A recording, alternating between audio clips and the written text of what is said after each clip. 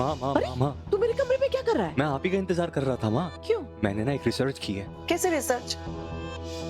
ये कि अगर ये जेल आप अपने स्किन पर मल लो हाँ और उसके ऊपर ये थोड़ा सा हैंड सैनिटाइजर लगा के हाँ। आप अपने आप को आग लगा लो तो माँ एक कमाल का तमाशे वाला सीन खड़ा हो सकता है।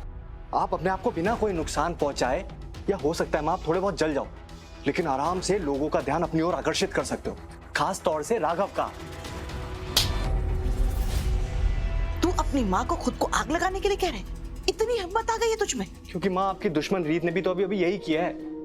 उसने अपने आप को थोड़ा सा जलाया और देखो राघव का प्यार और दया दोनों मिल गया उसे। मुझे तो लगता है राघव इस समय अपने घुटनों पर बैठकर रीत से माफी मांग रहा होगा। मुझे इतने समय उससे दूर रहा, उसके साथ बुरा बर्ताव किया, रीत उसके लिए माफ कर दे। युद्ध बलिदान मांगता है माँ, और अफसोस इस युद्ध में सिर्फ रीत अपना लहू बहा रही है और आप अपने आंसू, क्योंकि रीत एक के बाद एक लड़ाई जीतती चली जा रही है, जीतती चली जा रही है। यहाँ खड़े होकर रीत चालीसा पढ़ने की बजाय तू उस काम पर ध्यान दे तो तुझे करने के लिए कहा गया है, समझा? माँ मुझे जो कहा गया था ना मैंने वो किया है। वो आप हो जो प्लान में अपने हिस्से का काम नहीं पूरा करते हो।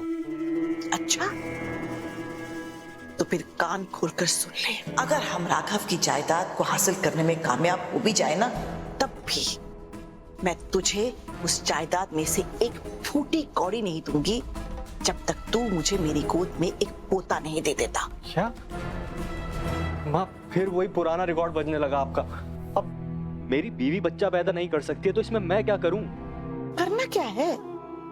पूनम बहू को छोड़ दे, फेंक दे उसे रास्ते में, दूसरी शादी कर, दूसरी शादी से बच्चा पैदा कर, तुझे जो करना है कर, पर मुझे एक पोता चाहिए ही चाहिए। अब ऐसा तो नहीं है ना बेटा कि तू पूनम बहू के इश्क में मरा जा रहा है? मारता पीटता तो रहता है उसे। वो पुरानी बात थी माँ। मुझे नहीं पता। अगर तुझे जायदाद में हिस्सा चाहिए तो मुझे भी मेरी गोद में एक पोता चाहिए।